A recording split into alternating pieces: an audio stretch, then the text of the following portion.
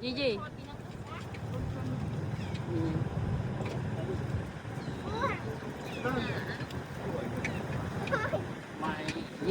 Gì? Ui, sao vậy?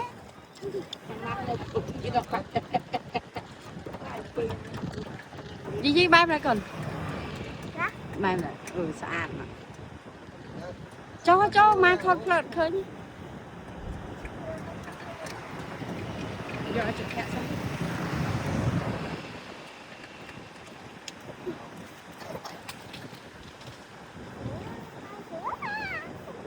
Anh ấy tập sát kìa. Tập sát con thông. Ôi tập sát con thông. Sát bài yon. Cho nắng đấy. Nắng cái đẹp à.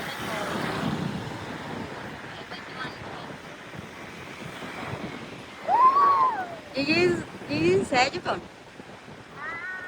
Wow.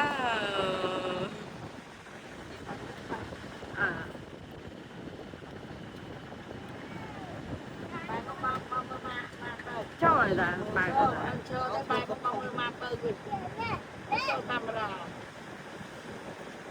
Trời cái thọ đây chỗ. Trời là. Ok, để con mồm.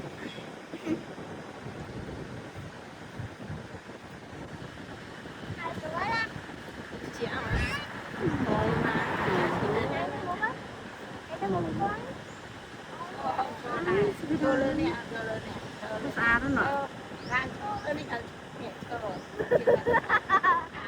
Đang phê dân cho tới tập lọc camera mình mang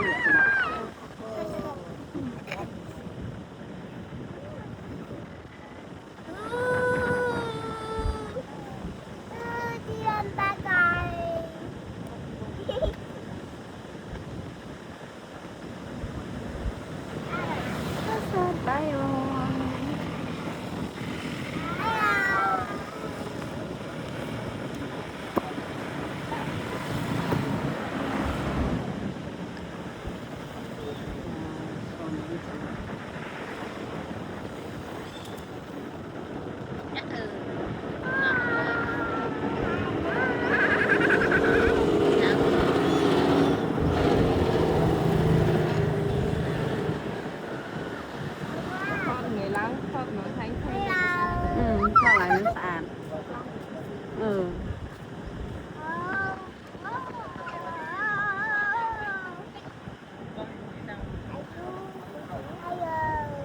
Ok.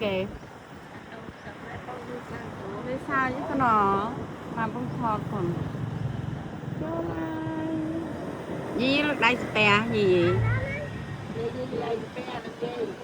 yes spare Đi ra thôi.